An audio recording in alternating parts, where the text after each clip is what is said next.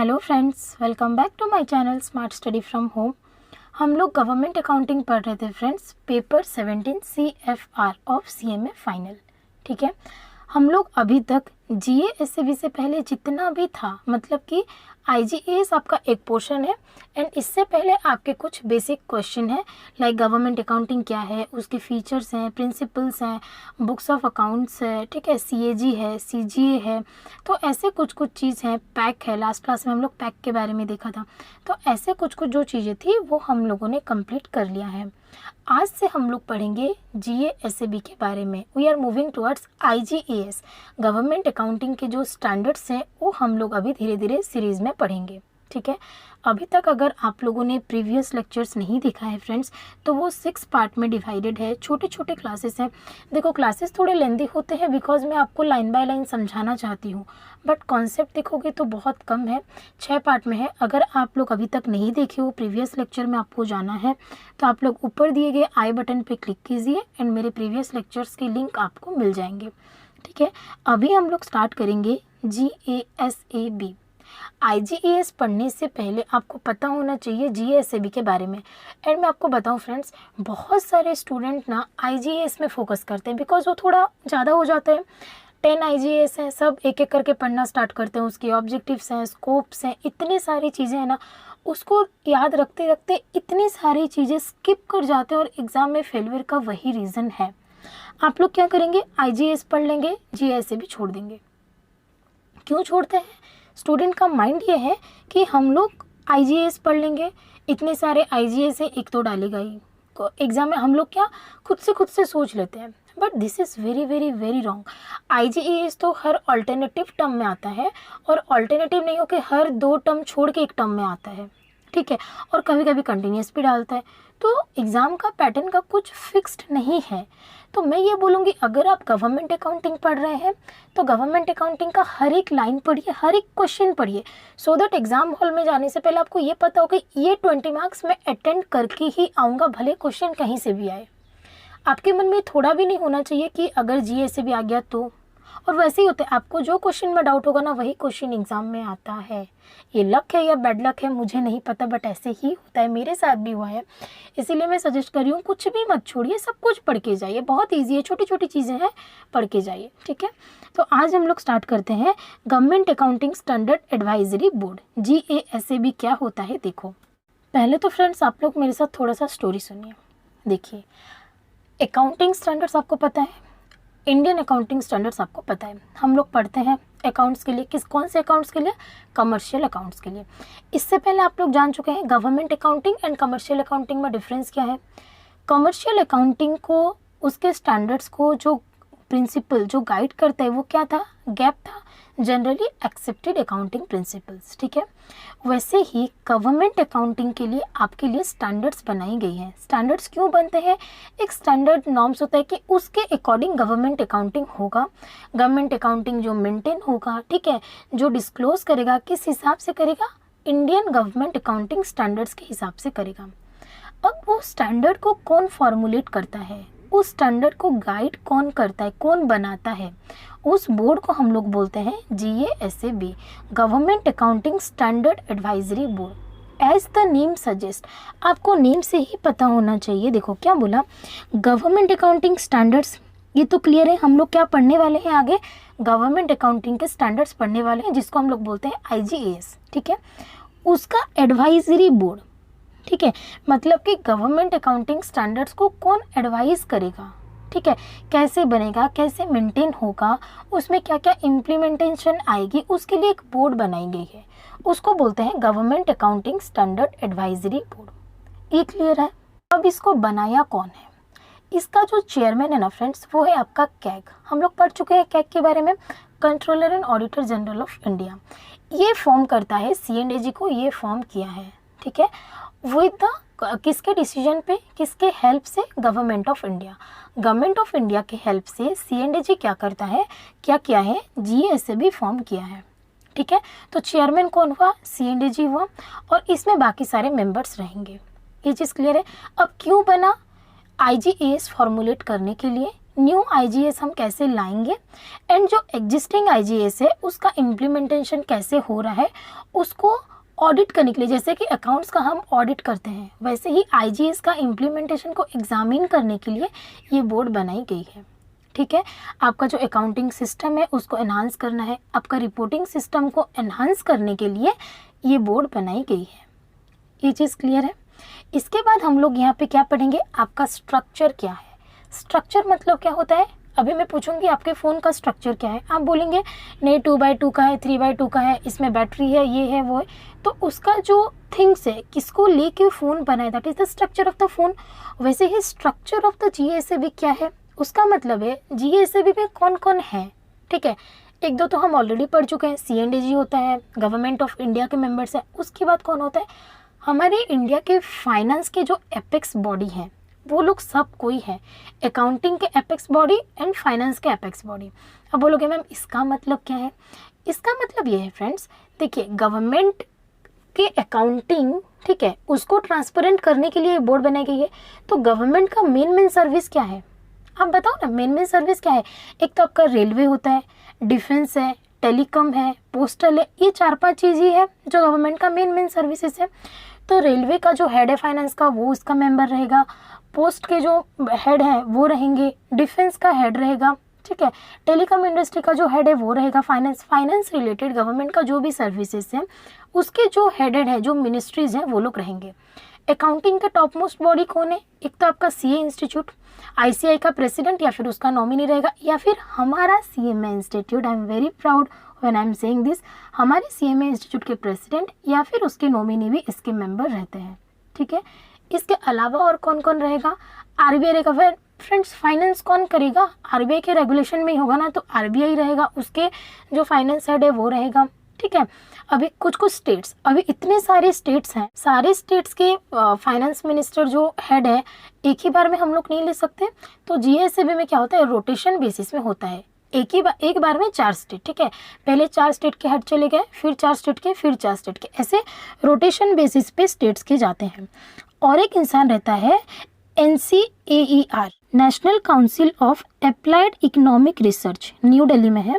इसके जो director general हैं ये भी इसके मेंबर हैं। एक्चुअली ये क्या करता है फ्रेंड्स, हम लोग का इकोनॉमिक कंडीशन जो है उसके ऊपर ये लोग रिसर्च करते हैं, तो इनके भी मेंबर का रहना बहुत ज़रूरी है। ठीक है, और 4 स्टेट के एक ही बार में जो प्रिंसिपल सेक्रेटरीज होते हैं फाइनेंस के, वो 4 स्टेट के एक बार में रहते हैं, रोटेशन बेसिस पे चलता है।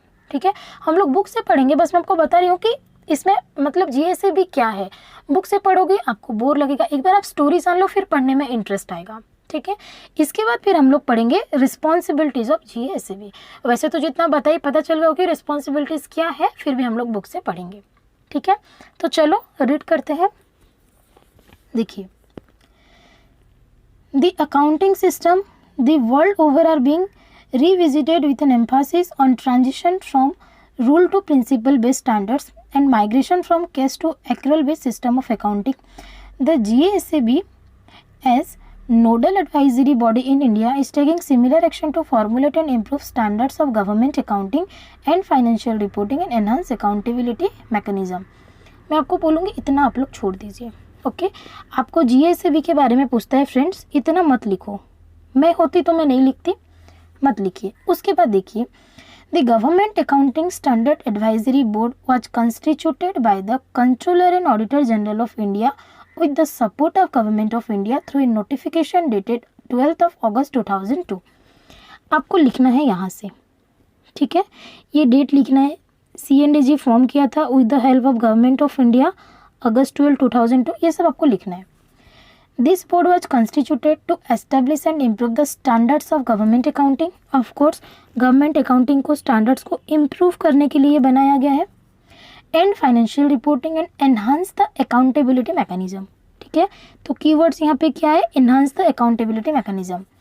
The decision to set up GASAB was taken in the backdrop of the new priorities of merging in the public finance management and to keep pace with the international all trends. The new priorities focused on good governance, fiscal prudence, efficiency and transparency in public spending. Of course government accounting का जो objective है वो यही है कि public spending जो है, public का पैसा जो है वो कहाँ खर्चा हो रहा है उसको ट्रांसपेरेंटली डिस्क्लोज करना, utilization of public properties, public funds. तो वही चीज़ के बारे में बोला है कि उसको वो क्लियरली कैसे करेगा वो जीएएसएबी डिसाइड करता है, वो उसको गाइड करता है। ठीक है, तो अगर आपको एग्जाम्स में पूछता है जीएसएबी क्या है, तो ये पहले जो 3-4 लाइन दिया है इसको आप लोग आराम से स्किप कीजिए, खुशी से स्किप कीजिए। आपको यहाँ से लिखना है, ओके, यहाँ से आपको पूरा लिखना है यहाँ तक। क्लियर है फ्रेंड्स? मैं आपको कॉन्सेप्ट बता सकती हूँ, लेकिन ये दो समझ गए, 2-3 बार इसको रीड करोगे ना तब आपको बुक्स के वर्ड्स याद आएंगे। ठीक है, कुछ चीज़ें आप चेंज कर सकते हो, बट जैसे कुछ की वर्ड्स हैं, ठीक है, जैसे कि CNDG फॉर्मुलेट करता है, अगस्त 12, 2012 को, ये 2002 को फॉर्म हुआ था। ठीक है, improve the standards, government accounting का स्टैंडर्ड्स को इम्प्रूव करना, एनहांस द अकाउंटेबिलिटी मैकेनिज्म, इसका मैकेनिज्म एनहांस करना, ये सब जो कुछ की वर्ड्स है इसको आपको लिखना पड़ेगा। ठीक है, और एक टिप्स मैं आपको दूं, जब आप एग्ज़ाम में इतना लिखेंगे ना तो जो एग्जामिनर है जो आपका कॉपी चेक करे वो इतना नहीं पढ़ता है, वो लोग 2 मिनट में एक कॉपी चेक करते हैं। दो यू आर प्रोफेशनल्स, स्टिल आपके पेपर्स वैसे ही चेक होते हैं। आपको क्या करना है, इतना आपने लिख दिया, ठीक है, उसके बाद आप अंडरलाइन कर दो। किसको अंडरलाइन करो? कीवर्ड्स को हाईलाइट कर दो। जैसे कि मैंने यहाँ पे किया, इम्प्रूव द स्टैंडर्ड्स, आप इतना को अंडरलाइन कर देना एग्जाम में। ठीक है, आपने इतना लिखने के बाद इम्प्रूव द स्टैंडर्ड्स इसको अंडरलाइन कर दो। उसके बाद एनहांस द अकाउंटेबिलिटी मैकेनिज्म इसको अंडरलाइन कर दो, ये डेट को अंडरलाइन कर दो एंड CNDG को अंडरलाइन कर दो। क्लियर है? ये पैराग्राफ में आप 4 चीज़ों को अंडरलाइन कर दो। जो पेपर चेक कर रहे हैं ना उसका नज़र डायरेक्ट जाएगा कि हाँ इसने ये वर्ड लिखा है, एंड आपको अच्छे मार्क्स मिलेंगे, क्योंकि आप आधा पेज का थ्योरी लिख रहे हैं, उसके पास इतना टाइम नहीं है कि वो आपके आधे पेज का थ्योरी पढ़ के आपको मार्क्स देगा। एंड थ्योरी अगर आप लिख रहे हैं, आपका हैंड राइटिंग बहुत मैटर करता है। आप लोग professionals means presentation, please presentation अच्छे से रखिएगा, कीवर्ड्स को अंडरलाइन कर दीजिए। इनफैक्ट नॉट इन FR, कोई भी थ्योरी पेपर, लॉ है, GST है, जहाँ प्रोविजंस आप लिख रहे हैं, सब में आपको अंडरलाइन करना है। अभी पढ़ेंगे हम लोग स्ट्रक्चर ऑफ GASAB। ठीक है, GASAB क्या है पता चल गया। अभी देखो इसका स्ट्रक्चर, वैसे स्ट्रक्चर मैंने बता दिया है, स्टिल देखिए बुक से पढ़ेंगे तो कॉन्फिडेंस आएगा। देखो, the board has high level representation from the important accounting heads in government, ministry of finance, department of post, finance secretaries of state, RBI and heads of premier accounting and research organization. The board consist of the following members. अगर आपको direct structure of GASAB पढ़ता है तो आप लोग ये सब लिख सकते हैं, वैसे ज़रूरी नहीं है, आप डायरेक्ट भी आंसर लिख सकते हैं। क्या दिया है? डेप्यूटी कंट्रोलर और ऑडिटर जनरल एज चेयरपर्सन। ठीक है, मैंने बताया आपका जो CNDG रहता है, डेप्यूटी CNDG इसका चेयरपर्सन रहता है। पहला पॉइंट क्या है? डेप्यूटी CNDG इसका चेयरपर्सन रहता है। फिर फाइनेंस कमिश्नर रेलवे, मैंने बताया रेलवे, डिफेंस, पोस्टल, टेलीकॉम, ये 4 चीज़ आपको पहले लिखना है। ठीक है, पहले किसका? रेलवे का। फिर बोला मेंबर फाइनेंस टेलीकॉम कमीशन, ठीक है, टेलीकॉम इंडस्ट्री के रहेंगे। सेक्रेटरी डिपार्टमेंट ऑफ पोस्ट, उसके बाद आपका postal department and controller general of defence account. ठीक है, डिफेंस के जो कंट्रोलर जनरल है वो रहेंगे। तो 4 चीज़ हो गया। पहला तो आप पढ़ लिए, CNDG फॉर्म करता है तो डेप्यूटी CNDG उसका चेयरपर्सन है। चेयरपर्सन कौन है? Deputy CNDG। उसके बाद रेलवे, टेलीकॉम, पोस्ट, डिफेंस, इसके जो हेड है वो रहेंगे। फिर आपका CGA रहेगा, ठीक है, controller general of accounts. Of course government accounting का अकाउंट्स कौन मेंटेन करता है फ्रेंड्स? CGA कंट्रोल करता है, तो CGA तो रहेगा ही, तभी तो वो गाइड कर पाएगा। उसके बाद एडिशनल और joint secretary, ministry of finance, government of India. Government of India के जो फाइनेंस के हेड हैं मिनिस्ट्री ऑफ फाइनेंस रहेंगे। डेप्यूटी गवर्नर RBI और इज नॉमिनी, ऑफ कोर्स मैंने बोला RBI तो रहेगा ही रहेगा, उसके डेप्यूटी गवर्नर रहेंगे या फिर उसका नॉमिनी रहेगा। Principal secretary finance of 4 state by rotation, मैंने बोला हर एक स्टेट का एक बार में नहीं रह सकता, इसीलिए वो देखो 9 से 12 डायरेक्ट दे दिया पॉइंट। 4 स्टेट, चारों स्टेट का रोटेशन बेसिस पे कौन रहेगा? Principal secretary. उसके बाद director general national council of applied economic research, New Delhi, ये भी मैंने बताया था। NCAER के जो डायरेक्टर जनरल हैं वो भी आपके मेंबर्स में रहेंगे। उसके बाद 2 चीज़ बचा, ICAI चार्टर्ड अकाउंटेंट का जो प्रेसिडेंट है वो, या फिर नॉमिनी, या फिर हमारा इंस्टीट्यूट CMA इंस्टीट्यूट का प्रेसिडेंट या फिर उसके nominee. And then principal director in GASAB as member secretary.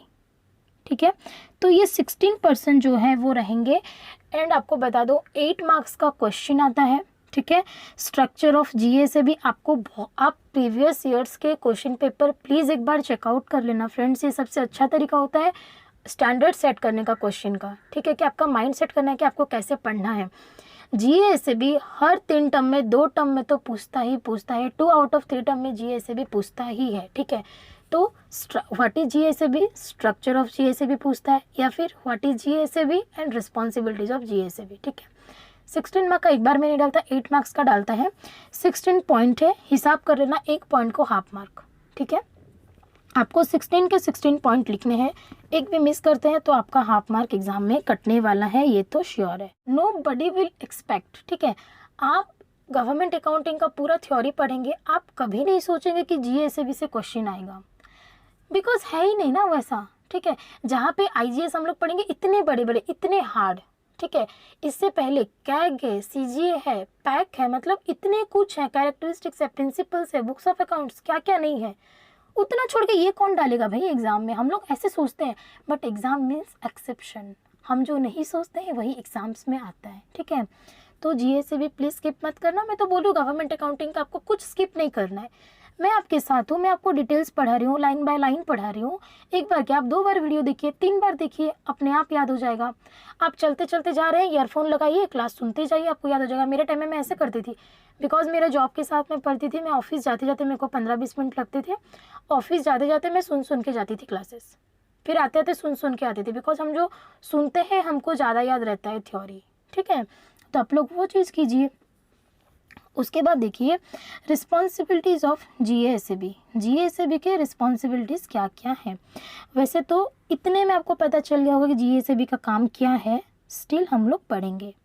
देखिए पहला है GSAB inter alia has the following responsibilities to formulate and improve standard of government accounting and financial reporting in order to enhance accountability mechanism.